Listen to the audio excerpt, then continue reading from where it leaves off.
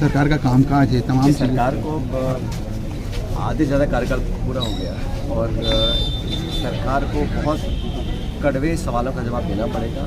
विधानसभा के अंदर हम सभी लोग, पूरे विपक्ष के लोग सरकार को कटघरे में खड़ा करने का काम करेंगे और अब तक जो अनाउंसमेंट्स किए हैं धरातल पर क्या हो रहा है उसके पास सरकार को कोई जवाब नहीं है। और जो पिछले कुछ महीनों में देखा हम लोगों ने, जो हालात रहे गवर्नेंस के, ग्रामीण विकास के, लॉ एंड ऑर्डर के, इन सब पर सरकार पूरी तरह फेल है। और इतना समय 2.5-3 साल हुए और इतनी जल्दी सरकार अपना इकबाल खो दे मैंने पहली बार देखा है। और जो उम्मीदों से सरकार बनी थी, अल्टीमेटली अब क्या हुआ, हाई कोर्ट के आदेश के बाद अब पंचायत और नगर निकाय चुनाव कराने पड़ रहे हैं और वो भी बहुत जल्द मेरे को लगता है मजबूरन सरकार को कराने पड़ेंगे।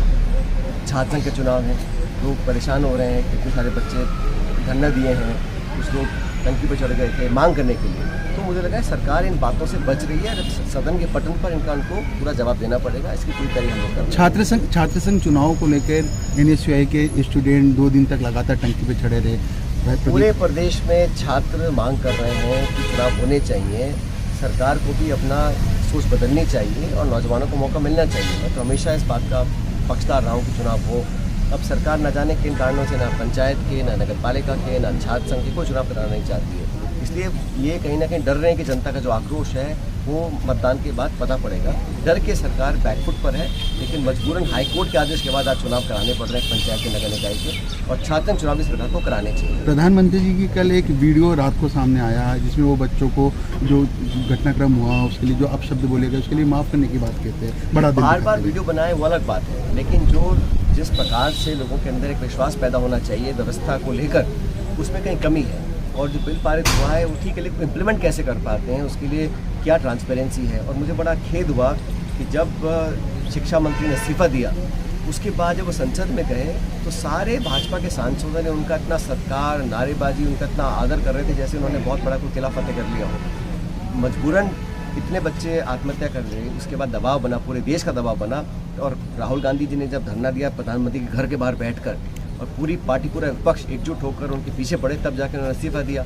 इस्तीफे के बाद पार्लियामेंट के अंदर उनका महिमा मंडन हो रहा है। ये दिखाता है कि सरकार बहुत दूर हो चुकी है जनभावनाओं से।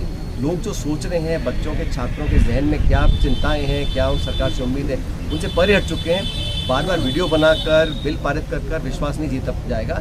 इस प्रकार का जो काम हुआ धर्म प्रधान के इस्तीफे के बाद, जो पार्लियामेंट में उनका आदर सत्कार किया जा रहा था, जैसे उन्होंने बहुत बड़ा कोई बड़ी अचीवमेंट पाली हो, ये दिखाता है कि सरकार जो वास्तविकता से बहुत दूर हो चुकी है। सर, लोकसभा में नेता प्रतिपक्ष अपनी बात रखते हैं, उनको विशेषाधिकार हनन का नोटिस दिया जाता है।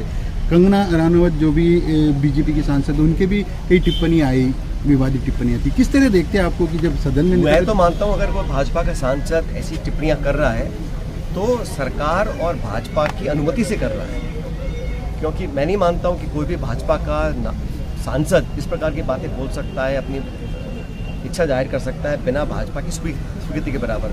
और सरकार भाजपा की अगर यही नीति नियत है तो जनता के सामने एक्सपोज हो चुके हैं। जहाँ तक राहुल जी की बात है, सदन में महत्वपूर्ण चर्चा है और पहले भी विपक्ष के नेता रहे हैं, चाहे वो सुषमा जी हो, वाजपेयी जी हो, हमेशा सरकार कांग्रेस की रही, हमने सम्मान आदर दिया, बोलने का मौका दिया।